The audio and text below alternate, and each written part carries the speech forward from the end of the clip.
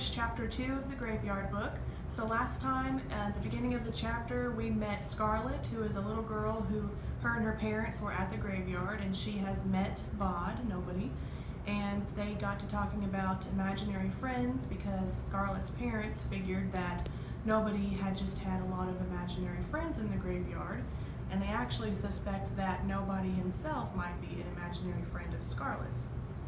So also at the end of the chapter, well, that section of the chapter, Bod was talking to Caius Pompeius, who said that hundreds of years ago his father had seen somebody buried on the top of this hill, and his father came out, his hair was as white as his, he was frightened of whoever was buried there. So we're going to pick up after the first part of chapter 2, where it said that Caius Pompeius said, "All I could feel was the waiting," because he was waiting for something or somebody to come out of this hill. So, Scarlett was carrying a large picture book, and she sat next to her mother on the green bench near the gates, and she read her book while her mother inspected an educational supplement. She enjoyed the spring sunshine, and she did her best to ignore the small boy who waved at her first from behind an ivy-covered monument. Then, when she had resolved to no longer look at the monument, the boy popped up, literally like a jack-in-a-box, from behind a tombstone. Joji G. Soji, 1921. "I was a stranger and you took me in," was written on the tombstone. He gestured towards her frantically. She ignored him. Eventually, she put her book down on the bench. "Mommy, I'm going for a walk now." "Stay on the path, dear." She stayed on the path until she was round the corner, and she could see Bod waving at her from further up the hill. She made a face at him. "I've found things out," said Scarlett. "Me too," said Bod. "There were people before the Romans," she said, "way back. They lived, when they died, they put them underground in these hills with treasure and stuff, and they were called barrows." "Oh, right," said Bod. "That explains it. Do you want to come and see one?" "Now?" Scarlett looked doubtful. "You don't really know where one is, do you? And you know I can't always follow you where you go." She had seen him slip through the walls like a shadow. In reply, he held up a large rusted iron key. "This was in the chapel," he said. "It should open most of the gates up there. They used the same key for all of them. It was less work." She scrambled up the hillside beside him. "You're telling the truth?" He nodded, a pleased smile dancing at the corners of his lips. "Come on," he said. It was a perfect spring day, and the air was alive with bird song and bee hum. The daffodils bustled in the breeze, and here and there on the side of the hill a few early tulips nodded.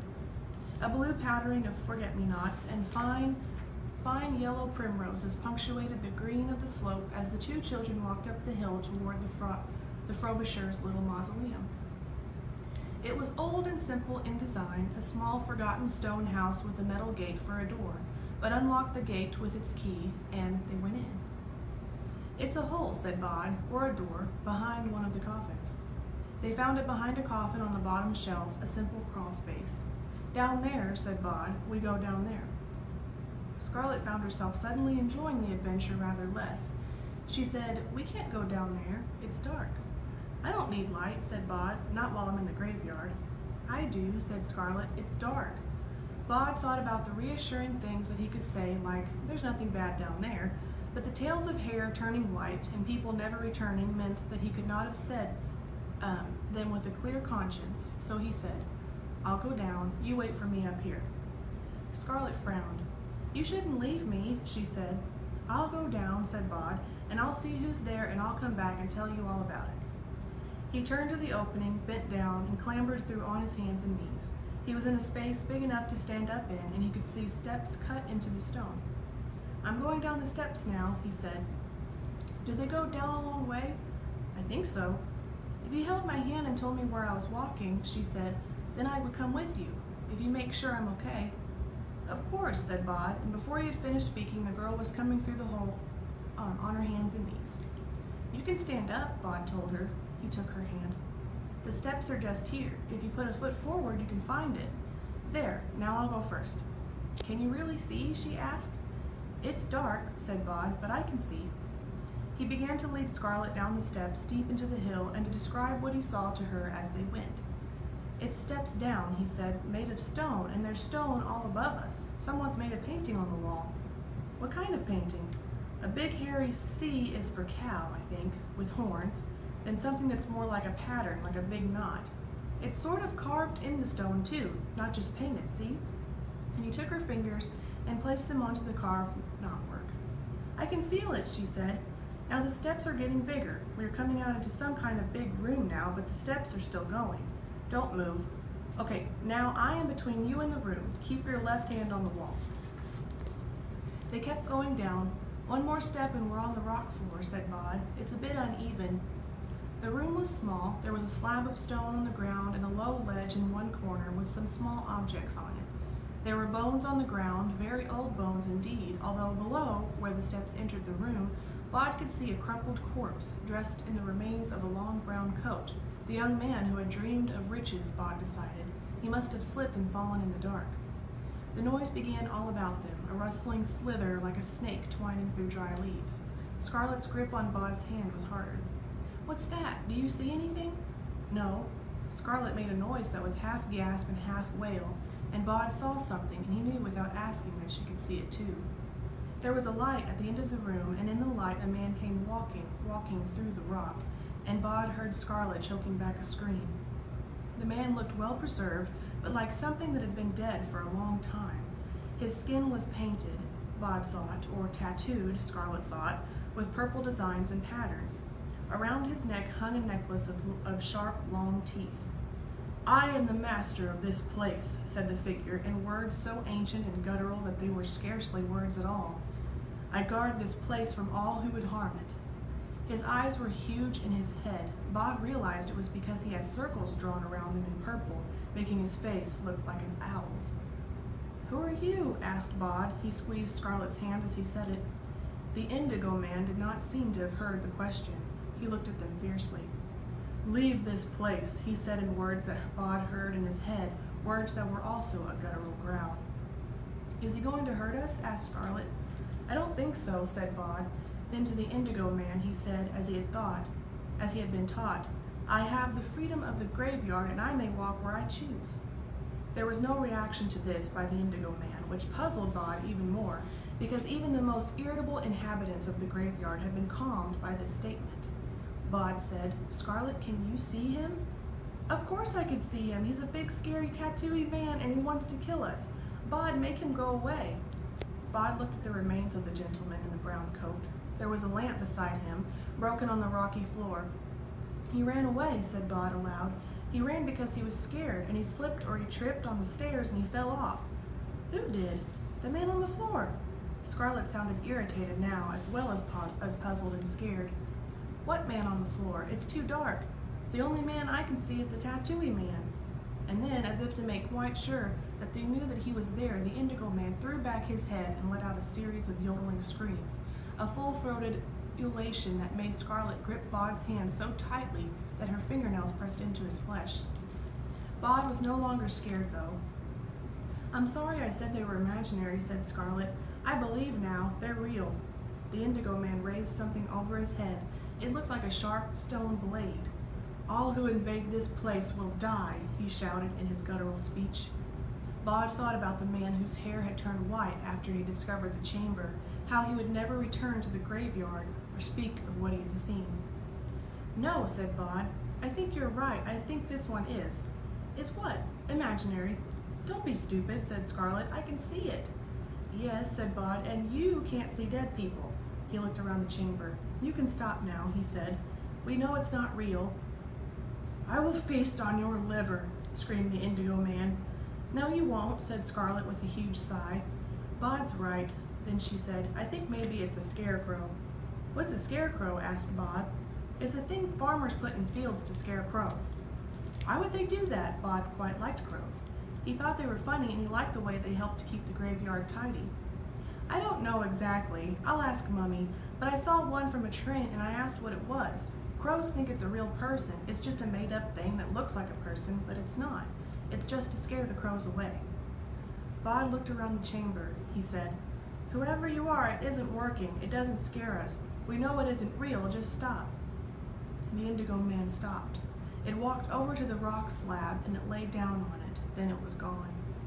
For Scarlett, the chamber was once more swallowed by the darkness, but in the darkness she could hear the twining sound again, getting louder and louder, as if something were circling the round room. Something said, "We are the Sleer." The hairs on the back of Bod's neck began to prickle. The voice in his head was something very old and very dry, like the scraping of a dead twig against the window of the chapel, and it seemed to Bod that there was more than one voice there, that they were talking in unison. "Did you hear that?" he asked Scarlett. "I didn't hear anything, just a slithery noise. It made me feel strange, all prickly in my tummy, like something horrible is going to happen." "Nothing horrible is going to happen," said Bod, then to the chamber. "What are you?" "We are the Sleer. We guard and we protect." "What do you protect?" "The resting place of the Master. This is the holiest of all holy places, and it is guarded by the Sleer." "You can't touch us," said Bod. "All you can do is scare." The twining voices sounded petulant. "Fear is a weapon of the Sleer." Bod looked down at the ledge. "Are those the treasures of your master? An old brooch, a cup, and a little stone knife? They don't look like much." "The Sleer guards the treasures. The brooch, the goblet, the knife. We guard them for the master when he returns. It comes back. It always comes back." "How many of you are there?" But the Sleer said nothing. The inside of Bod's head felt as if it were filled with cobwebs, and he shook it, trying to clear it. Then he squeezed Scarlett's hand. "We should go," he said. He led her past the dead man in the brown coat, and honestly, thought Bod, if he hadn't got scared and fallen, the man would have been disappointed in his hunt for treasure. The treasures of 10,000 years ago were not the treasures of today. Bod led Scarlett carefully up the steps, through the hill, into the jutting black masonry of the Frobisher Mausoleum. Late spring sunlight shone through the breaks in the masonry and through the barred door, shocking in its brightness, and Scarlett blinked and covered her eyes at the suddenness of the glare. Birds sang in the bushes, a bumblebee droned past. Everything was surprising in its normality. Bod pushed open the mausoleum door and then locked it again behind them. Scarlett's bright clothes were covered in grime and cobwebs, and her face and hands were pale with dust. Farther down the hill, somebody, quite a few somebodies, was shouting loudly, shouting frantically. Someone called, "Scarlett? Scarlett Perkins?" And Scarlett said, "Yes, hello?" And before she and Bod had a chance to discuss what they had seen or to talk about the Indigo Man, there was a woman in a fluorescent yellow jacket with "Police" on the back, demanding to know if she was okay and where she had been, and if someone had tried to kidnap her. And then the woman was talking on a radio, letting them know if the child had been found. Bod slipped beside them as they walked down the hill. The door to the chapel was open, and inside both of Scarlett's parents were waiting, her mother in tears, her father worriedly talking to people on a mobile phone, along with another policewoman. No one saw Bod as he waited in the corner. The people kept asking Scarlett what had happened to her, and she answered as honestly as she could, told them about a boy named Nobody, who took her deep inside a hill where a purple tattooed man appeared in the dark, but he was really a scarecrow. They gave her a chocolate bar, and they wiped her face and asked if the tattooed man had ridden a motorbike. And Scarlett's mother and father, now that they were relieved and not afraid for her any longer, were angry with themselves and with her, and they told each other that it was the other one's fault for letting their little girl play in a cemetery, even if it was a nature reserve, and that the world was a very dangerous place these days. And if you didn't keep your eyes on your children every second, you could not imagine what awful things they would be plunged into, especially a child like Scarlett. Scarlett's mother began sobbing, which made Scarlett cry, and one of the policewomen got into an argument with Scarlett's father, who tried to tell her that he, as a taxpayer, paid her wages, and she told him that she was a taxpayer too, and probably paid his wages. While Bod sat in the shadows in the corner of the chapel, unseen by anyone, not even Scarlett, and watched and listened until he could take no more. It was twilight in the graveyard by now, and Silas came and found Bod up near the amphitheater, looking out over the town.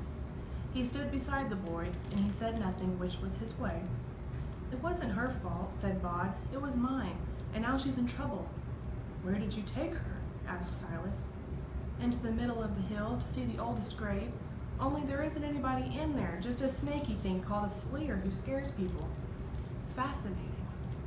They walked back down the hill together, watched as the old chapel was locked up once more, and the police and Scarlett and her parents went off into the night. Miss Burrows will take you Miss Barrows will teach you joined up letters, said Silas. Have you read The Cat in the Hat yet? Yes, said Bod, ages ago. Can you bring me more books? I expect so, said Silas. Do you think I'll ever see her again? The girl? I very much doubt it. But Silas was wrong. 3 weeks later, on a gray afternoon, Scarlett came to the graveyard accompanied by both her parents. They insisted that she remain in sight at all times, although they trailed a little behind her. Scarlett's mother occasionally exclaimed about how morbid this all was and how fine and good it was that they would soon be leaving it behind forever. When Scarlett's parents began to talk to each other, Bod said, "Hello?" "Hi," said Scarlett, very quietly. "I didn't think I'd see you again. I told them I wouldn't go with them unless they brought me back here one last time." "Go where?" "Scotland. There's a university there for Dad to teach particle physics." They walked on the path together, a small girl in a bright orange anorak and a small boy in a gray winding sheet. "Is Scotland a long way away?" "Yes," she said. "Oh. I hoped you'd be here to say goodbye." "I'm always here."